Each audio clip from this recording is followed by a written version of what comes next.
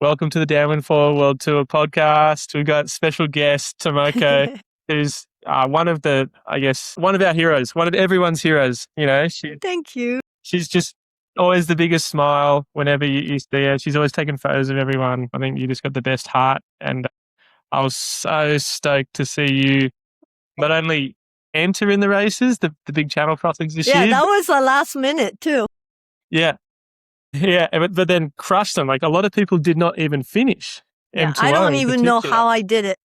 Yeah, so Yeah. we're going to get into that. But I Okay. think a lot of people don't know you, Tomoko. So why don't you give us a little bit of a background on, Okay.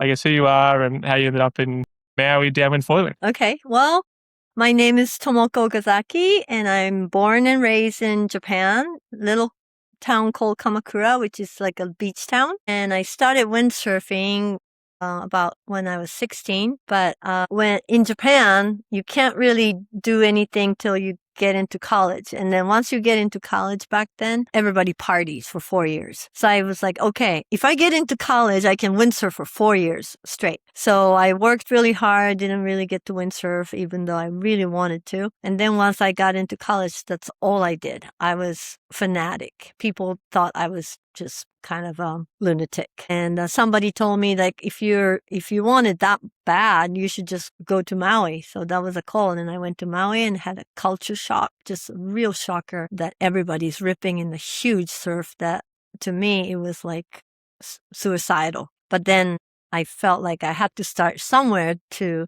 try to even get close to them. So I took a year off from college and went to Maui. And then that was the end of the story. I managed to finish the college because my parents told me that I would have to pay for the school if I don't finish.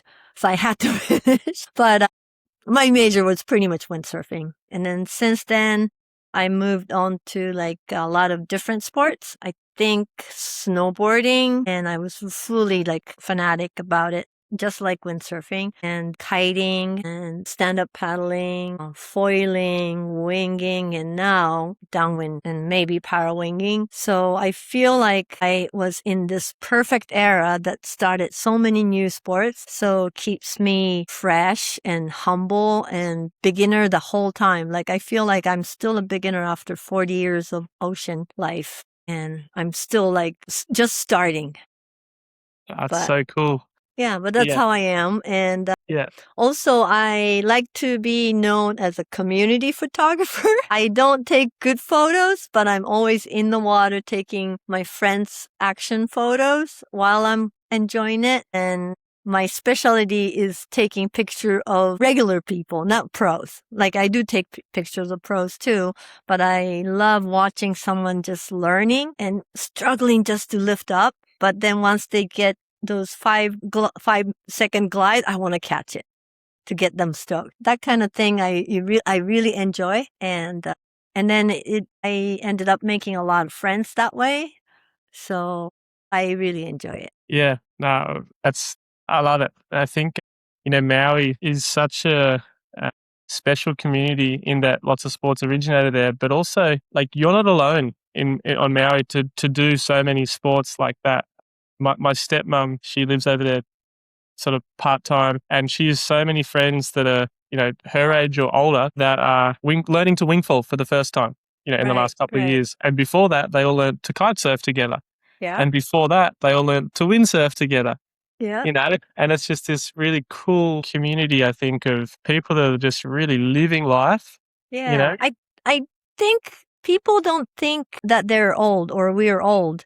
Yeah. And if I was living in Japan right now, people might tell me, it's like, what are you doing? You're already 60, you better stop, or like, you're too old to do this, don't do this. But here, you see, I have a friend who's 80 years old and started parawinging before anybody. And we were kind of rival for a little while. And that's so inspiring. 80 years old. So, and then I have about 3 or 4 ladies that's way older than me, and I can even get near them. Their dedication, their ripping, their skill, they're way beyond me, and they're over 65 years old. So I can't say I'm old.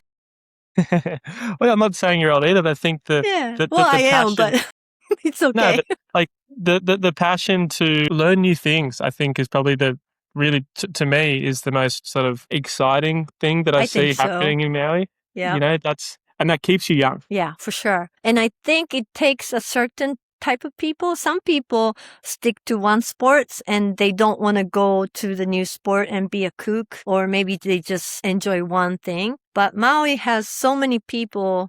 Well, first of all, they came to windsurf and they came out of the surfing maybe. So they were hopping onto the new sports already there. So everybody's kind of like had this character that always searching for something new. And so I think that's the kind of the Maui's new thing. And then they're always trying to make something new as well, because Maui doesn't have a good surf spot. I mean, we don't have good surf at all. It's always windy. Hokipa, people say that Hokipa, which is the main surf spot, if it was on the North Shore of Oahu, it wouldn't even have a name because it's so junk. Yeah. But we do have wind, and then we have creative mind. So we mixed up with the wind and board and everything else, and then came up with a lot of new stuff. So now I feel like I'm lucky to be here. Yeah, a lot of new stuff. And I think it's that mass migration of like the windsurfers, like 30, 40 years ago? Yeah. That all sort of came there, and yeah, the creativity is flowing in Maui, you know, and the wind, there's so many ways to enjoy the wind. And yeah, we've seen so many new sports come out of Maui recently. Yeah, if you can't live against wind on Maui. You have to be friends with wind. So yeah, absolutely. But I think Downwind is everything put together. And in general, I think I do sports. I really like the things that I can put myself in the big, powerful nature. And that's what I thrive. That's why I liked bigger surf and windsurfing or kiting or adventure, like going to the different unknown places or big mountain snowboarding. It's all different tools, but same feeling that I get. And downwinding is all about that. You're so small in the big ocean, all alone, and you feel the mana like directly. And I love that. Scared, but love it. That's part of the beauty of it, though, right? Like, I think so. Yeah. It's like a respect, isn't it? Yeah, for sure. You get humbled every day, pretty much. If you get cocky, right away. Seriously. Yeah. So from what I know, you were a professional snowboarder as well, right? Yeah, I wouldn't call myself professional windsurfer, professional kiter, professional snowboarder, but I was sponsored. But on the side, I had to make money to support my habit or passion. Yeah. So I was writing, and I could write anywhere. I could write while I'm traveling, and I could write about what we do or where we go. And that would help my sponsor as well, because it's like exposure. So it worked out good. And then I have so many friends that I can write about. They're all inspiring. So I was kind of like a pink writing about all my friends. Yeah. That's awesome. So I guess, it kind of reminds me of kind of how the SUP days were for me, and kind of foiling now too, where it's like people call you professional, but you've got a job. That funds the habit. Yeah, you know what I mean? 100%. Yeah. Yeah. And it kind of, it does, I feel like if you're passionate about something, if you're passionate enough about something, you'll find a way to make it work. Yeah. And I would even pay to do this, all the things that I have done. So it wouldn't stop me if I didn't have sponsors. Yeah. Yeah, awesome. Love that. Yeah. Let's get into how you learnt to downwind foil. Okay. Because I know it was... I think we talked about it like 4 years ago, remember? We did, but I want to hear like the next progression, because 4 years ago you weren't entering Molokai to Oahu, you know? So, well, as you know, when Kai did that downwind with chopped up raceboard, so many of us were like, this is it. This is so amazing. I got to do this. And he made it look so easy. Yeah. And so I started a little later with Tomoyasu. And we both were going to do it. And we didn't even get lifted from Hokipa or Kuau to Sugar Cove. And Tomo was almost crying because he had a really shorter board. And I had a bigger board, so I drifted down a little faster than he did. And he's like, wait, Tomoko, wait. But that was my first experience. And I would try a couple times every summer, beginning of the summer. I think like, okay, I think I'm better this year. I can pop up. And you guys were kind of popping up using a bigger foil and doing it, but I bet it was not easy. And only like 5 to 10 people, maybe not even 10 people, were doing it and actually gliding. And then maybe some of us try and give up. It's like that was just for the elite people. There's no way I can pop up. So I would just like try a couple times every summer, give up, do some other stuff, or I think winging kind of started, so I would start winging. And then once I did M2M, like it was like a personal M2 Maui to Molokai on winging, I was like, okay, I did my goal on winging. Now what? I guess I have to go back to the sub downwind. So I kind of like committed to struggle again. And luckily I had a girlfriend who wanted to try too, who is like animal sub paddle racer, Devin. So we practiced every single day, like really short run. It would take like hour and a half and not getting lifted every day. And people were just like laughing, what are you doing? Why are you struggling? But we were like every day we were pep talking. It's like, okay, I think this is a good sign. I think we're going to pop up and try in all summer and start to get like a 1 minute glide here, 2 minute glide there. And then a couple other friends joined us, Ralph Sifford and Randy. And so 4 of us struggled every single day for maybe a year.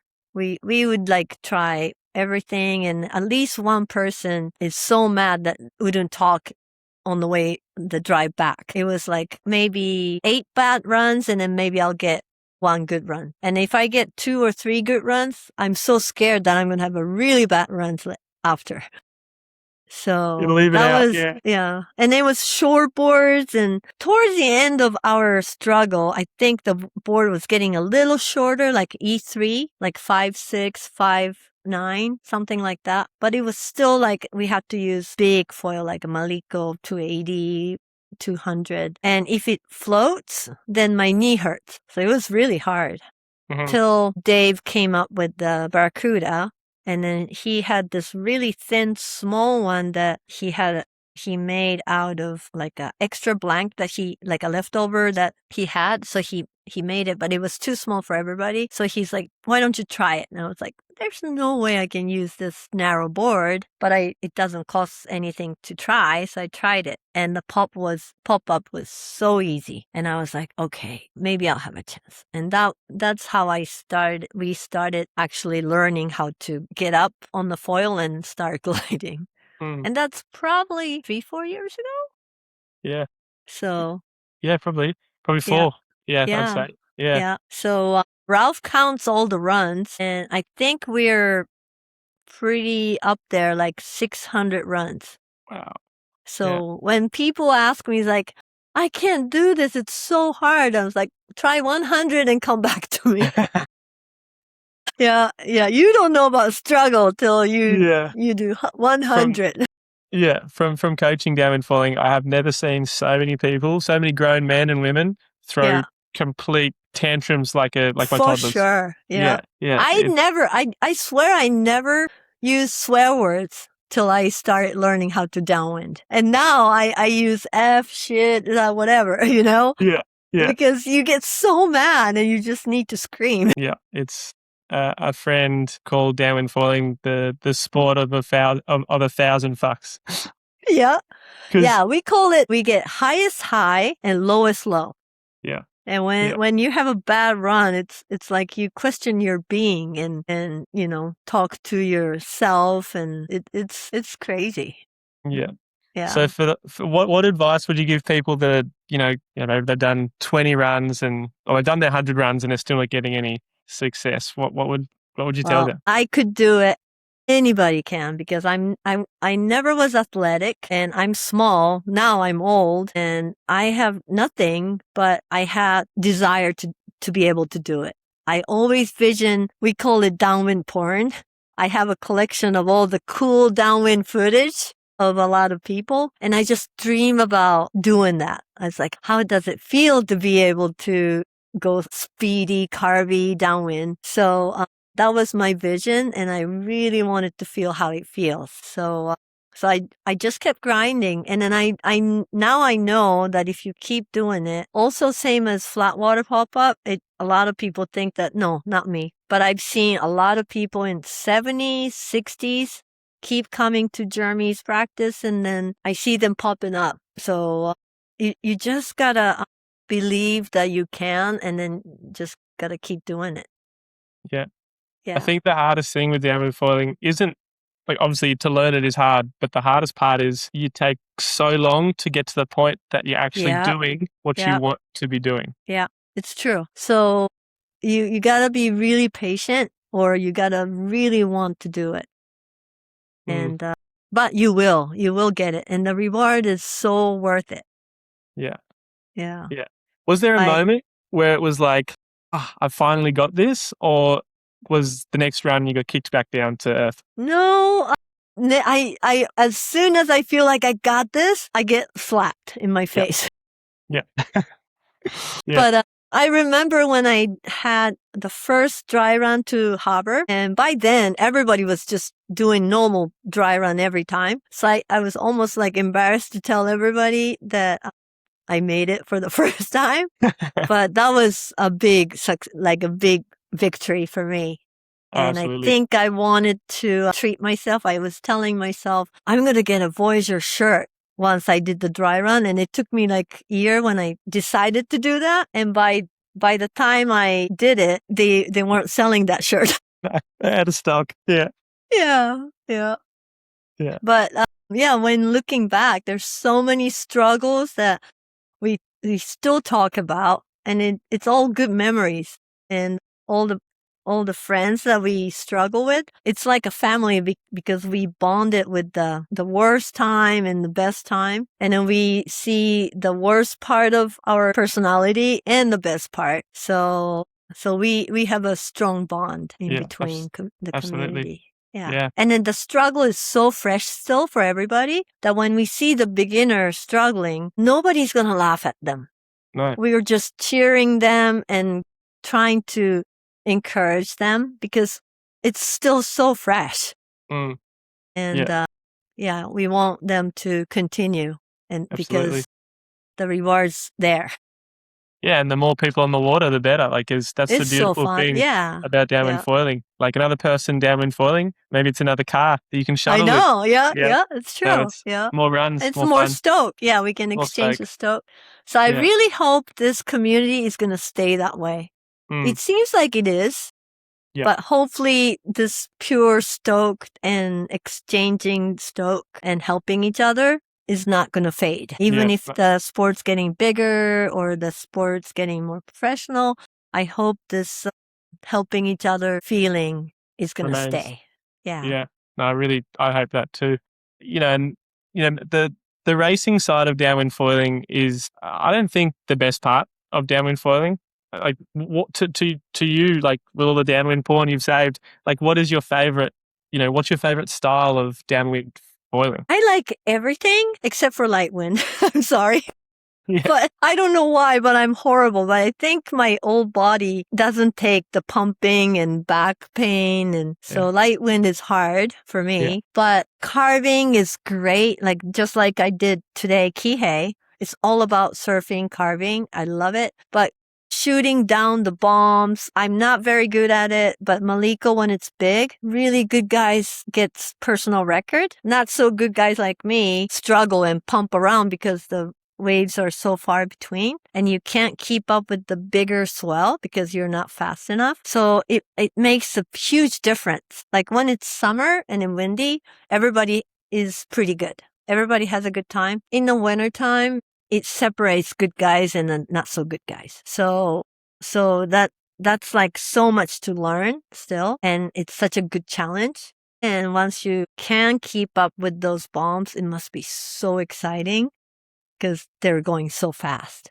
Yeah. So I love that. I love to learn that. Yeah. It's almost like big wave surfing and performance. It's like just taking off on a big wave is exciting. Just go straight. Yeah. Whereas on a Just go smaller straight wave, is still fun. Yeah. yeah. Or Whereas being out there.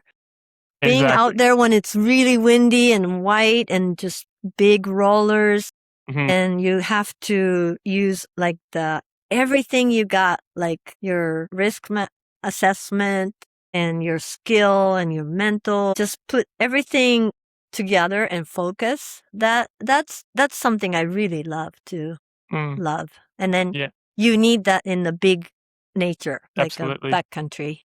It is. So Yeah, it's the yeah, backcountry. yeah, And I guess there's no coincidence that a lot of big wave surfers on Maui yeah.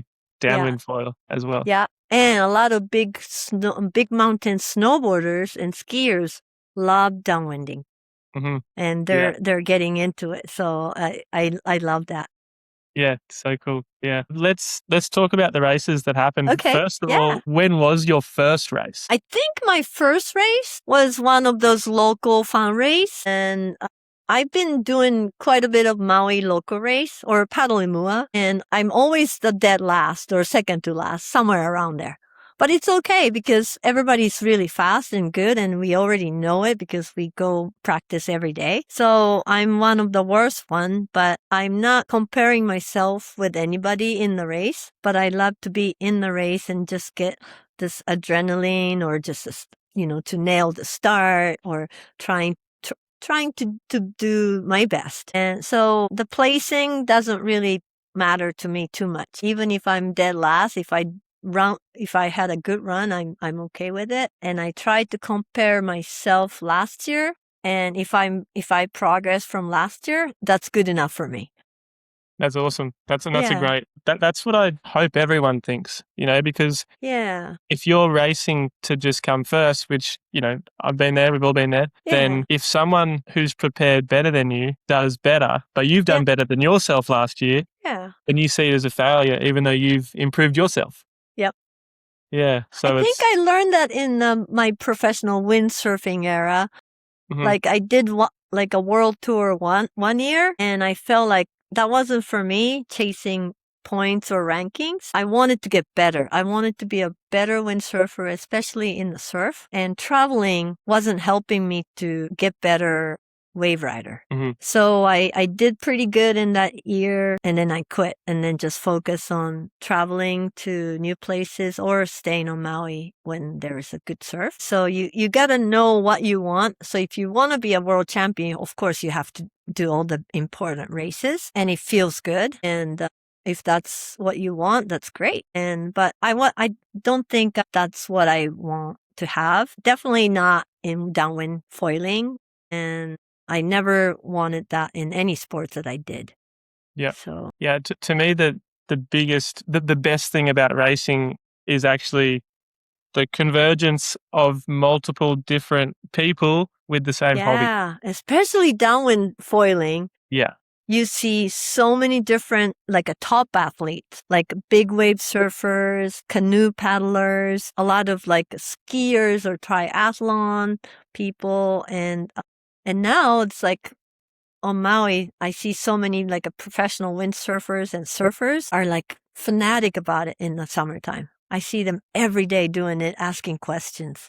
So good. And yeah, it's great. Yeah, and because it's so hard to learn, you're asking questions, and I don't Yeah. know, just I feel like put it this way, I've never met another downwind foiler that hasn't been a really nice person, Yeah. Like everyone's really open and giving, and do you need to lift Yeah. back up? Like there's For no, sure. Yeah. yeah, everyone's, I guess, understands the struggle that everyone's gotten to be where they're at. And it's all mutual. It's like we all have the common thing. We Yeah. all struggle. Even We all the struggle. good guy like you, I'm sure you, Dave, Kai, everybody has this going, my God, Yeah, for sure. So, yeah. Yeah, absolutely. You guys Yeah. don't show the tantrum, but you feel like, you're just going like this. Internalize, yeah. Yeah, yeah. Yeah. So I think it's a good thing for us to be, stay humble. Yeah. And this is Absolutely. great sports for it. Yeah, for sure. Yeah. Yeah. So, local Maui race was sort of the first one you did. And then when did you decide that Maui to Molokai and Molokai to Oahu in the same weekend was a good Yeah. idea? Well, I did Maui to Molokai 2 years ago for the first time in the race. And so that was a big challenge, especially that year, a month before the race, I got everything stolen. My car got stolen and Remember that? my gear got stolen.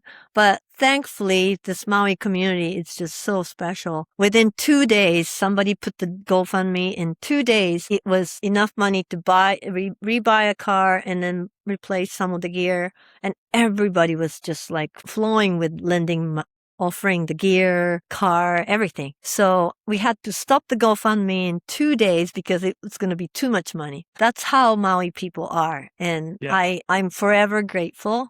And I feel like my car right now is a community car. So I love to drive everybody. Yeah. But anyway, so that was my first year and I did it. So the second year, I feel like, how can I step up a little bit? So I did the M2N and I did it Kamalo Run because the first year I didn't think I have energy to do it the next day. So the last year I did the M2M and Kamalo Run and it was great. So this year I was like, boy, what I'm going to do? So I was like, well, the next one is M2O, but that's too much. So I told myself that I'm going to pretend like I'm going to do M2O and prepare for it. And Andrea always say, try to learn to be comfortable in uncomfortable situations. She does a lot of hard things. Sometimes she intentionally put herself in a really hard place just to learn to be comfortable. So I was like, okay, I just gotta get out of comfort zone. So I started going out in lighter wind.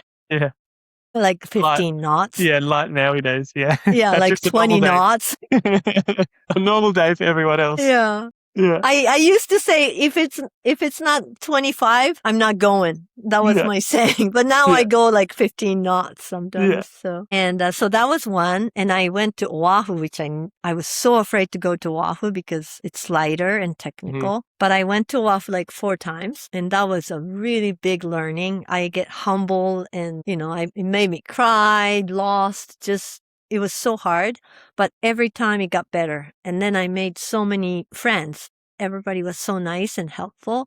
So that was a big gain for me. So it was already better than last year. I already kind of stepped up, felt like I stepped up. But so I was pretending, and but when I think of doing it, it stressed me out thinking about money because I didn't have that kind of money. So it was giving me stress and it was almost making the downwind not so fun. So I was like, okay, if it gives me stress and if I'm not having fun, then I shouldn't do it. So I decided, okay, I'm not doing M2O, but I got to train like I am. So that's what I got. And I kept doing that. And I was really happy about it. Then about a month before the race, July, Andrea came up to me and was like, you got to do this. It's your year and you're not getting any younger. So, and you feel like you're on the roll. You should do it. And when the queen tells you what to do, you can't say no. So I was like making all kinds of excuses to her, but she came up with solution every time. And I just ran out of excuses and I'm like, okay, if you find me an escort boat, I don't have escort boat and it's pretty last minute. I don't know if I can find one. It's like she'll find it. And she said she found it. So that's when I decided to do it. It was about 2 weeks before the race. Wow. Yeah. And I was like, okay, I guess I'm doing it. And I couldn't tell Dave till like 2 days before the race. I was so afraid he was going to laugh at me and tell me you're so stupid and what are you thinking. So I told him, I texted him 2 days before and it's like, I can have a little bit of advice from you. And then he sent me a link of his worst M2O race on SUP. And he talks about it. And I've seen it before. Yeah, I did share. To that. Yeah, that was great. Yeah, a lot of people said that was a perfect thing to watch before the race. Yeah. And but I told him like I've seen this over and over. I already know. And then he's like, okay. And then after like a couple hours later, he sent me a long text. It's like a love letter or something that you would write when I die or something. It was just beautiful, beautifully written advice. And yeah, it really made me cry. It was just beautiful. And then he justified how I deserve to do this race and what's going to come to me when I'm racing. And he gave me a lot of advice. And during the race, every one of them were so useful. I was like, he was telling me that because of this situation, that situation. And so that was so valuable. Yeah, I'm going to so take that lucky to to my have grave. so lucky to have him in your corner. You know, he's I am well so acknowledged. lucky with everybody around me. Andrea and Dave's definitely one of them, but like my B team, those friends that I struggle with for years, and we still struggle. We still go together. And every young kids that just come out and start passing me in two runs, but they're all inspiring. Yeah, So absolutely. yeah, So we got to talk about like the race, and yeah, I think especially probably the start. yeah. There was no wind. There was Yep. no bumps. Nope. And that was for the first third to half of the race. Yeah, for me it was about hour and a half maybe because I wasn't getting lifted. When I sat on the start line, I looked around and I was like, "Holy cow, this is the start. We're doing it." But I saw fear in so many people's eye and I was like, "Wow, these good guys are scared. That's great. I'm not the only one who's scared. Let's do this." Mm-hmm. And I changed my mindset to, okay, if I don't get lifted, the daylight's going to be done in 8 hours. So I have to finish within 8 hours. So I was just telling myself, okay, 8 hours. I have to conserve my energy because I might be paddling for 8 hours. So that was my mindset. And so I popped up pretty quick after Annie. Well, not quick, but in 5 minutes or something. She was already gone. That was amazing. And I popped up, but I don't know how to connect and pump. So I would try to pump around for a while and then I give out and come down. But I didn't try to pop up over and over because I needed to conserve my energy for 8 hours. So I just paddled like an hour and a half. Like I was standing paddling for a while and then I tried to pop up. And if I didn't manage to pop up, I would just sat and then paddle. And I think the one factor that I did a little better than others were they were like gliding down south because there's no wind and the swell was pushing you south and there's no way. And I didn't glide that far. So once I come down, I always paddle up. Like I wasn't like sitting and resting. I just paddle north to micro direct my line. So I would just go, ooh, and then come down and go and then paddle and then go Back pop up and then go like this. And then so I think I could always aiming the diamond head directly down, not like sideways. Yeah, I saw some vision, some drone shot of the start. And everyone, when they took off, was heading to the southwestern corner of Molokai. Yeah, it looks like. yeah, I know. They were almost going back to Molokai. Yeah. I was like, this is going to be a very interesting race. Yeah. You know, because there's never been a foil race for Molokai to Oahu without wind. Yeah. Never. The last SUP race I did, or the first SUP race I did for Molokai to Oahu was 2015, and that was the only race I've ever done for Molokai to Oahu that has had no wind the entire way, and it coincided with a big south swell. Yeah. So that's crazy. It doesn't happen very often, but but it does. It happens. Yeah, it happened. Yeah. And good guys can do it. Once you use flat water pop up, you can do it. No, I didn't. My race was completely different from the top guys. Top guys were huffing and puffing and pumping and go right. Mine was sup race with occasional pop-up practice. Seriously. I was just laughing because one good advice that Dave gave me was like, for sure you're going to have a hard time. And when it hits hard, laugh at yourself because nobody put you to do this. You chose to do this. So it's your fault. You're stupid yourself made you do this. So laugh at yourself. And I was like, gosh. And then it made me laugh the whole race. Yeah. And I think it helped in this situation. Yeah. Yeah. That's actually a really good way to look at it. Yeah. How is your, like obviously popping out, your heart rate elevates, pumping in basically flat water or swells that are moving too fast, your heart rate elevates. Yeah. do you Well, think as soon as I pop up, I was telling myself that you didn't do pop-up practice every week for nothing. You got this. And I was telling myself that me and my friend Frankie were trying to pop up with the foil that we're using for the race. And he was like, I'm not going to let myself use the foil that I can't pop up. So he was trying so hard to pop up his 650 flat water because he wanted to use that foil. I don't know if he did or not, and he finally got it like the day before. And I could pop up 685. So even though it felt like impossible, I was telling myself, you can do this. You can do this. So I did pop up, and if I don't pop up, I come down and I paddle. I didn't try multiple times and wore myself out. Mm-hmm. So when I tried to pop up, I tried to pop up in one shot. And if I did, I'll just cut right till I can't. Yeah. And then come down and then paddle. Yeah. What do you think your longest time on foil was for that first half of the race? I'm not sure. It felt like paddling part of the whole time was a lot longer than foiling. Yeah. But when you're on foil, you covers ground a lot more.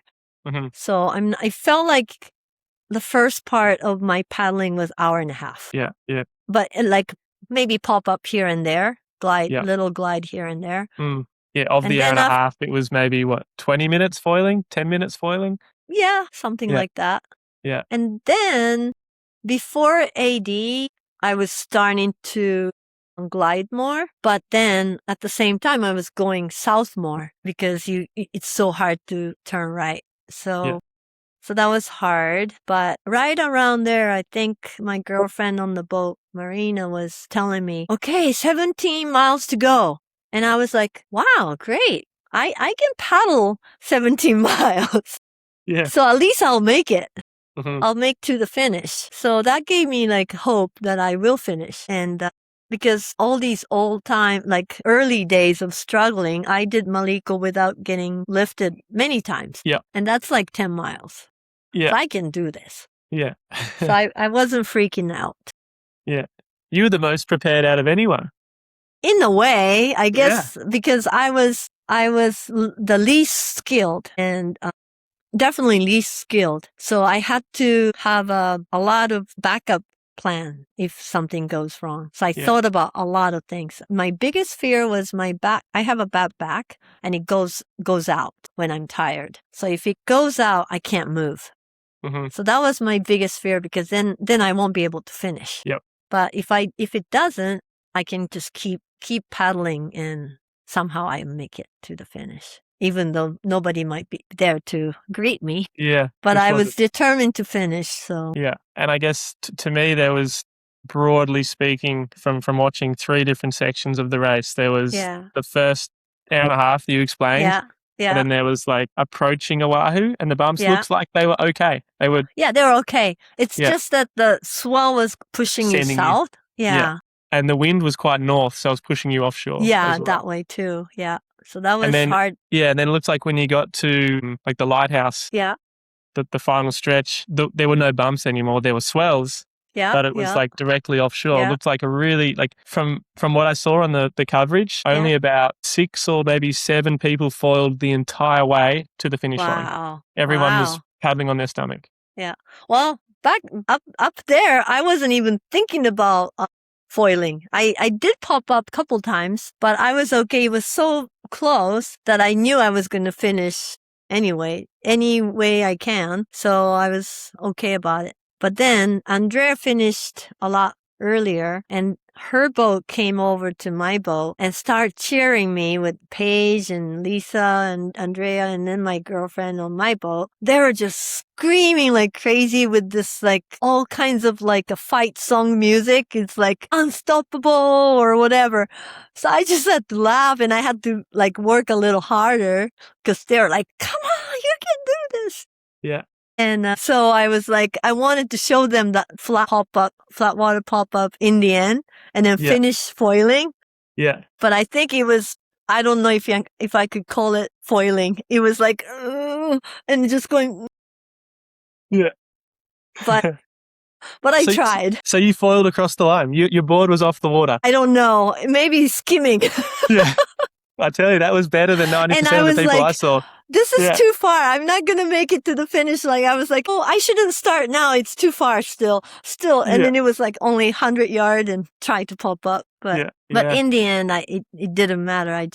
All I wanted was to finish and cross the line. And that was more than I asked for. So that was good. So cool. So cool, Tomoko. And congratulations. And probably finishing. Well, for foiling, it's the hardest year they've ever had. That's what they say. And then they say, like, you can't stop now because if you did this one, the other one's going to be more fun. Yeah. And I was like, no, this is my first and last. I'm going to be a cheerleader next year. But it's funny, in the back of my head, I'm already thinking about, like, well, next year, what do I do? What do I train? And it's so fun to think about it, like how I can get better. I think you've got to do it again, because the last 3 years, I think, that I've done Molokai to Oahu on the foil, it's been the most fun race. Yeah. Compared to... If it's guaranteed fun, I would love to do it and I'll save money, but you never know. It could be like this year. That'll be hard to do it again. But because this year I was determined. Next year, I don't think I can be this determined. I'll probably won't finish. I was like, fuck this. Yeah. Well, El Nino, like, was discussed. Like, it's that everyone's talking about the super El Nino coming, and that does mean a weakening of the trade winds. Yeah, I didn't know that, but a lot of veteran canoe paddlers and a lot of sub racers that's been doing downwinding for a long time, they were like, El Nino, it's like it gets light wind. And sure enough, usually in June, we get 40 knots every day. We only had like a couple days of 40 knots. Yeah. And we had like a week straight of no wind, which is unheard of. Yeah. And a lot of kind of onshore light wind, which was probably good for me because I had to practice light wind. Yeah. And that helped M2O for sure. Yeah. Yeah. Even still, like, all the light wind practice wasn't even as light as M2O. Yeah. Yeah. And like, that channel is a channel of bones for a reason. Yeah. Called the channel of bones for a reason. There's currents. They chewed me up and then spit at my bones for sure. One thing that I'm like, I guess, was a little, Molokai to Oahu the last couple of years has had issues with boat wash. Yeah. This year, it looked like it was less of a factor because there was less. Yeah, there's no bumps. Yeah, less bumps. You probably wanted boat wash this year. If there ever was a year. Yeah, I did a lot of 80 runs just to practice, to get used to those backwashing. And I watched like Malays and Jack Ho's 80 runs, just like screaming down and going through, like knifing all the big swells, trying to get the image. Yeah. And none of that happened. Yeah. You were like, ready. Yeah. Yeah, I definitely felt like a turtle. The other thing that I heard from chatting to a friend was that during the race, on the radio, they said you're allowed to change foils this year. I don't think it was before the race, but maybe they changed their mind. And because otherwise everybody's going to go DNF. Yeah. And if you have an escort boat, maybe it's okay. Yeah. Did you have an option for a bigger foil? I did, but I was already committed and I never used 800 before. And it felt kind of wrong to use something that I never used before. For sure. It probably helped. I thought about it, but I never thought about changing it. But I thought about, wow, what if 800 would work? Yeah. It wouldn't be able allow me to keep up with the swell. No. But it would float me a lot longer, maybe. Yes. Yeah. So, yeah, interesting. And then the final thing was the finish. They start the foils a lot later than the sups and the prones. And for the sups and the prones, it's often the case that they take about 8 hours for the back markers. Right. Yeah. For the foil this year, I heard a few people were really close to the finish. Yeah. I mean, I think I was the dead last or maybe second to last of the making people. But I know some people that was behind me, like right around Diamond Head, and had to quit or get on the boat. Yeah. If it was me, I wouldn't listen to them. I'll just keep paddling. Yeah. Even if there's no finish line, I was like, no way. I came all the way here. I'm just going to paddle. Yeah. So I felt really bad for them. And they're usually the one that I share training with, and they're always kind of like in the same area with the other races, mostly before me, but not the top guys. So I feel for them. I felt like painful. Yeah. That they didn't. I understand, you've got to have an endpoint for the safety because of daylight. I think that's obviously. why organizing side was freaking out, because they didn't want to miss one person. So they had to pick up everybody as soon as possible. I understand that. Yeah. It's such to even to be running a race between two islands like that is pretty remarkable. So hard. Yeah. Yeah. And not having an escort. A lot of people didn't have a boat. Yeah. So that's, maybe a lot of people start having a boat next year. Again. Yeah. Even the top guys, because if Guido had a boat, when he lost the paddle, the boat can pick it up and give it to him. Exactly. Yeah. I did it unescorted last year, and this year I'd planned to do escorted because there's a huge benefit to having a boat with you. And then you feel safer, so you perform better. Yeah, you can push harder.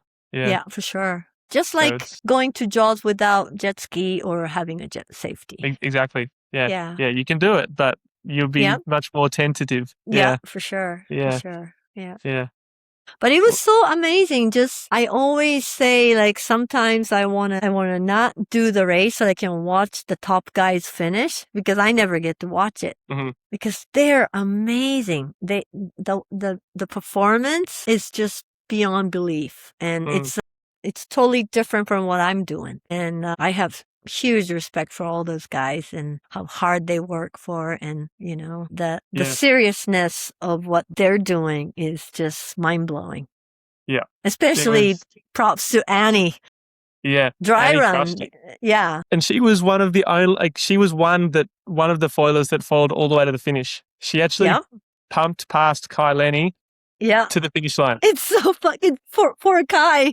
Everybody talks about it. Kai gave her a bit of a head start, but just the fact that she could pump all the way to the finish, a lot of men. She popped up right at the horn. She just toop, toop, and then she was gone. Yeah. And didn't even stop. That's amazing. Crazy. Yeah. Yeah.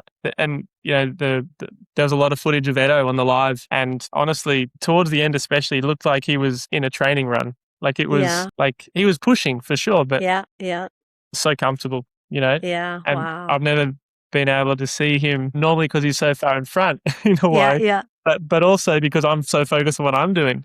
Right. And amazing. Not only the power of his pump, but the way he was reading it too. He was a lot more finesse than I think a lot of people give him credit for. Great. And his confidence from how he trains so hard, and he's like, well, nobody trained as hard as I did, and that would give him a confidence that he can last longer than anybody, and his stamina, and I think he wants to win bad enough that more than anybody. He has that drive.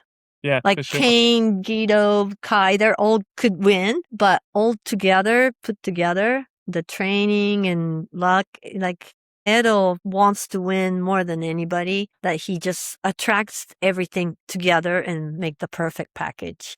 It's his race. He's dedicated the last 4 years to it, really, I'd say.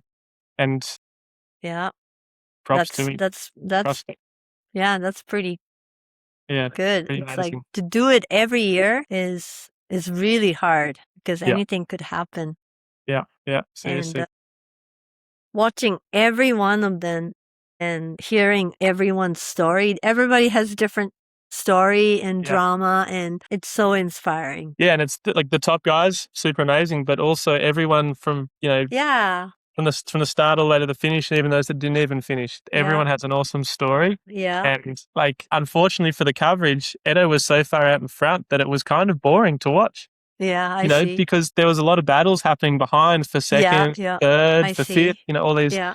And Edo was so dominant that I actually was like, okay, let's see other people, because he's won. We already know. The story's over, Yeah, So, yeah.